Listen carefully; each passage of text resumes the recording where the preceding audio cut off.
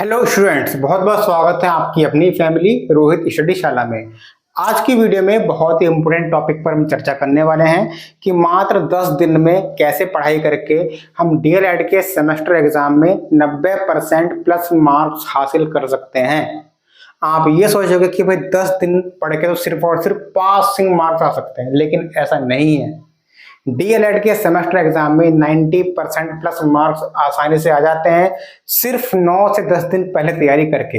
अगर आपका सेमेस्टर 6 महीने का होता है, 5 से 6 महीने का, अगर आपने 5 महीने या 6 महीने में कुछ भी नहीं पढ़ा है और आपका पेपर सपोज करो 7 तारीख को है और अगर आप 28 तारीख से भी पढ़ना स्टार्ट करते हो तो आपके 90% मार्क्स आना पॉसिबल हैं। और ये मैं खुद अपनी बात बता रहा हूं कि मैं पूरे सेमेस्टर कभी नहीं पढ़ता था। 2024 के जनवरी वीक में हमारा डीएलएड कंप्लीट हुआ है, ठीक है। तो DElEd first, second, third, fourth semester हमने ऐसे ही क्लियर किए हैं विदाउट एनी बैक और 90% प्लस मार्क्स हासिल किए हैं। तो कैसे कर सकते हो आप? क्या आपका टाइम टेबल होना चाहिए, क्या पढ़ना है, क्या नहीं पढ़ना है। मेन बात है क्या पढ़ना है ज्यादा इंपॉर्टेंट है, क्या नहीं पढ़ना है, ठीक है। चलिए तो शुरू करते हैं। हाँ, पहला टॉपिक है, पहले तो आपको मैं टाइम टेबल बताता हूं। 10 दिन, जिस दिन आपका पेपर हो, अगर आपका पेपर 7 तारीख को है तो आप 28 तारीख को छुट्टी ले लीजिए। चाहे आप जॉब कर रहे हो, कहीं पे कुछ भी कर रहे हो, प्लीज 10 दिन की आप छुट्टी ले लीजिए। बहुत से बच्चे ऐसे होंगे, प्रशिक्षु ऐसे होंगे जो कहीं ना कहीं टीचिंग कर रहे होंगे प्राइवेट स्कूल में। इससे कॉम्प्रोमाइज मत कीजिएगा, क्योंकि बैक लग गई आपकी जरा सी लापरवाही के कारण। तो बैक का एग्जाम इतनी आसानी से नहीं होता है डीएलएड में, ठीक है। अपने सीनियर्स होंगे, आप उनसे पूछो जिनकी बैक क्या हालत है उनकी, कब से उनका बैक का एग्जाम नहीं हुआ है। टाइम पे कभी नहीं होता है। तो कोशिश करना बैक ना आए। कहीं पर टीचिंग कर रहे हो तो 10 दिन की छुट्टी ले लो। अब 10 दिन का आप पहले टाइम टेबल देख लो, क्या टाइम टेबल आपका होना चाहिए और उस टाइम टेबल में आपको क्या नहीं पढ़ना है वो समझने वाली बात। और क्या पढ़ना है, अगर आपको अपने 8 विषयों के नाम भी नहीं पता है तब भी आप आसानी से 90% मार्क्स ला सकते हो। देखिए कैसे। सबसे पहला आपका 10 दिन का टाइम टेबल होगा। पहला दिन, दूसरा, तीसरा, चौथा, पांचवा, छठा, सातवां, आठवां, नौवां, 10वां। आपके पास ही 10 दिन होंगे, ठीक है। 10 दिन में आपके जो शुरू के 2 सब्जेक्ट होते हैं, ठीक है, जो शुरू के 2 सब्जेक्ट होते हैं अगर आप फर्स्ट सेमेस्टर में है बीटीसी के तो बाल विकास और दूसरा शिक्षण अधिगम के सिद्धांत, और एक विषय आता है आपका सामाजिक विज्ञान। ये जो 3 सब्जेक्ट हैं इनकी किताब मोटी होती है और 50 नंबर के ये होते हैं। तो इनको ज्यादा पढ़ने की आपको जरूरत है, ठीक है। तो यहां पे आपको करना है पहले paper 1, paper 2, paper 3, paper 4, paper 5 आपका शायद मैथ का जो भी है, ये आप मैथ मान के चल लो, इसको पेपर 5 मान लो, जो भी है। पेपर 5, 6, 7। फर्स्ट सेमेस्टर में तो और शायद थर्ड में 8 सब्जेक्ट होते हैं, लेकिन सेकंड या फोर्थ में 7 ही सब्जेक्ट होते हैं।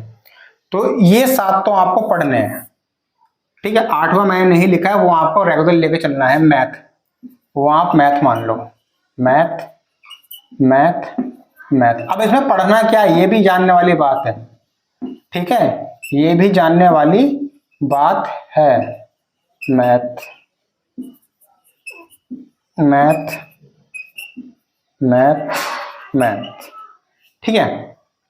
तो पहले दिन आपको पढ़ना है पहला सब्जेक्ट बाल विकास, या जो भी आपका सेकंड ईयर हो, सेकंड सेमेस्टर, थर्ड सेमेस्टर, जो पेपर 1 है वो आपको पढ़ना है पूरे दिन।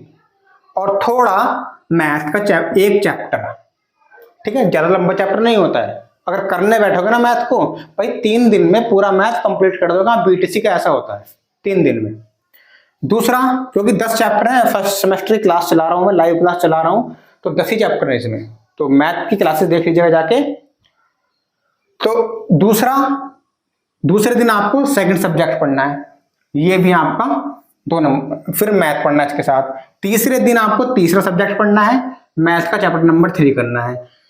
चौथे दिन चौथा सब्जेक्ट और मैथ का चैप्टर नंबर 4 कंप्लीट करना है।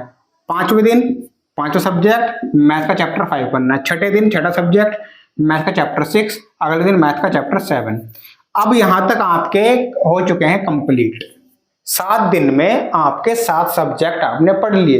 एक दिन में आपको एक ही विषय पढ़ना है, ऐसा नहीं है कि आप सारे विषय 8 विषय आपने उठा लिए और 8 के 8 एक घंटा पढ़ रहे हो। ऐसा कुछ भी नहीं होने वाला, आपका कुछ भी नहीं होगा, उससे सिर्फ कंफ्यूजन होगा। तो एक दिन पहले दिन आप पढ़ रहे हो सिर्फ और सिर्फ बाल विकास पढ़े पूरे दिन, और कुछ नहीं पढ़ना। दूसरे दिन शिक्षण अधिगम के सिद्धांत, ऐसे करना है। 8वें 9वें तीसरे दिन आपके खाली हैं, तो इनमें 8वें 9वें 10वें 3 दिन में क्या होगा, रिवीजन होगा। ये 3 दिन आपके रिवीजन के हैं। क्या रिवीजन, जो इनमें से आपको छूट गया। सपोज करो बाल विकास और शिक्षण अधिगम के सिद्धांत, ये बाल विकास था, ये शिक्षण था, और ये था आपका सामाजिक विज्ञान। ये 3 विषय ऐसे होते हैं इनका सिलेबस ज्यादा है और 50-50 नंबर के होते हैं। तो बाल विकास को फिर से यहाँ पे ले आओ रिवीजन के साथ, शिक्षण अधिगम को ले आओ और सामाजिक विज्ञान को ले आओ। इन 3 दिन में आपको वो सब्जेक्ट पढ़ने हैं जो आपसे कुछ टॉपिक छूट गए हैं, इन सबका रिवीजन करना है बस, और ज्यादा कुछ नहीं। मैथ आपका डेली पढ़ना है। अगर आप सोच रहे हो कि एक दिन में मैथ पढ़ लूंगा मैं, वो नहीं करना भाई। मैथ को आपको रोज पढ़ना है इनके साथ साथ। मैथ का चैप्टर 1, चैप्टर 2, चैप्टर 3, यहां तक आपके चैप्टर 10 कंप्लीट हो जाएंगे। फिर अगले दिन मैथ का तो रिवीजन हो जाएगा, थोड़ा बहुत रिवीजन कर लेना, बात खत्म। इस तरह से ये ऐसा कर सकते हो, एक दिन में 2 चैप्टर निपटा सकते हो। ये ऐसा कर सकते हो, जो छोटे सब्जेक्ट है जैसे हिंदी और संस्कृत सब्जेक्ट है आपके, हिंदी संस्कृत, इनको आप एक दिन में कर सकते हो। भाई 12 घंटे तो पढ़ोगे ना कम से कम आप, 24 घंटे आपके पास होते हैं। 24 घंटे में आप चलो 8 घंटे सो लिए, ठीक है, और 4 घंटे आपने नहाना धोना खाना पीना कर लिया, 12 घंटे। और क्या करोगे भाई पेपर के टाइम में, कुछ भी तो नहीं करोगे। 10 दिन की छुट्टी लो, कहीं जॉब कर रहे हो तो आप, सिंपल सी बात है। तो 8 घंटे आपको सोना है, सोना जरूर है भाई, ये नहीं कि मैं आज 4 घंटे सो लूं 10 दिन, नहीं, ऐसा नहीं करना। 8 घंटे आपको सोना है, 7 या 8 घंटे, 4 घंटे आपका खाना पीना सोना रोना धोना जो भी है, और 12 घंटे सिर्फ और सिर्फ स्टडी। तो भाई एक सब्जेक्ट अगर आप 12 घंटे पढ़ते हो ना, चलो 12 घंटे में भी हर एक घंटे के बाद 10 मिनट का गैप लोगे, फिर भी आपके 10 घंटे तो बचते हैं, 10 से 11 घंटे। 10-11 घंटे आप पढ़ोगे एक सब्जेक्ट, तो भी कहाँ जाएगा, कुछ भी नहीं बचेगा उसमें। तो ये पढ़ना है पहले आपको। अब पढ़ना कैसे है, सिलेबस निकाल लो। सिलेबस की प्लेलिस्ट बनी हुई है इसी चैनल पर, प्लेलिस्ट सेक्शन में जाओ तो डीएलएड के हर सब्जेक्ट का सिलेबस लिखा हुआ है, क्या क्या सिलेबस में है। दूसरी बात ये हो गया, तो पहला तो आपको सिलेबस देख के पढ़ना है, ठीक है, कहीं से भी पढ़ो बस पढ़ो।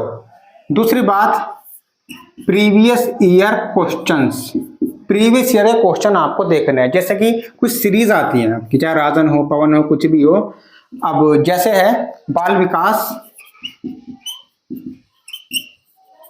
क्या है, तो जो ये सीरीज आती है ना भाई, इनमें आगे लिखा हुआ होता है ये क्वेश्चन आया है 2017 में, 18 में, 19 में, 20 में। तो पहली प्रायोरिटी आपकी वो होनी चाहिए जो एक से ज्यादा बार आया हुआ है, जिनके आगे सन लिखा हुआ है कि 20 में, 17 में, 18 में, 19 में आया हुआ है। सबसे पहले उन सारे क्वेश्चंस को पढ़ डालो, चाहे वो अति लघु हो या लघु हो। दूसरी बात जो एक बार आया हुआ है उन्हें पढ़ो। और तीसरी प्रायोरिटी आपको देनी है जो कभी नहीं आया है। और आपके पास 3 ऑप्शन है, लघु, अति लघु या एमसीक्यू। अगर आपके पास किसी कारणवश समय कम है, किसी भी कारणवश समय कम है, तो आपको प्रायोरिटी देने की आप लघु पढ़ के जाएं। लघु पढ़ के जाओगे, उन्हीं में से आपके अति लघु बनेंगे, उन्हीं में से आप एमसीक्यू बनेंगे। और सीरीज के, राजन सीरीज, पवन सीरीज के एमसीक्यू पढ़ के जाना, डिक्टो वैसे ही आ जाते हैं। कई बार का ये हो गया, डिक्टो वैसे ही आते हैं और क्रम से भी आ जाते हैं लिखे हुए कई बार। तो ऑप्शन जहां है वहीं पे भी ऑप्शन आ जाता है। तो पहला काम मैंने आपको बताया, 10 दिन का टाइम टेबल ये फॉलो करो। उसके बाद प्रीवियस ईयर के क्वेश्चन करो, यूट्यूब पे हैं प्रीवियस ईयर के, हमारे चैनल पर भी काफ़ी सारे हैं।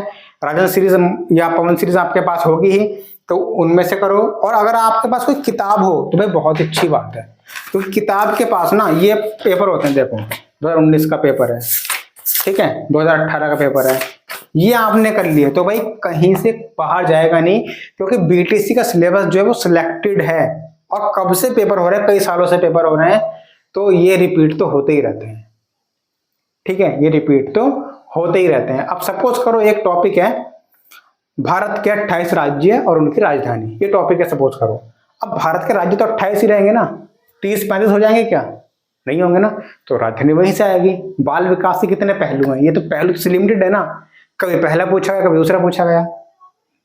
भारत के शासक, मुगल शासक लिमिटेड तो हैं, ऐसा तो नहीं कि अब कोई शासक आएगा भारत का, नहीं है ना, तो एक बार कोई शासक पूछ लिया फिर कोई शासक पूछ लिया, तो हर बार ही चलता रहता है। तो जितने भी पेपर हैं प्रीवियस ईयर कम से कम 5 से 6 साल, 2024 चल रहा है तो 2000 जितने हो सके उतने ले लो, उतने कर लो प्रीवियस ईयर बुक से, या यूट्यूब पे काफी सारे मॉडल पेपर हैं वो सॉल्व कर लो भाई।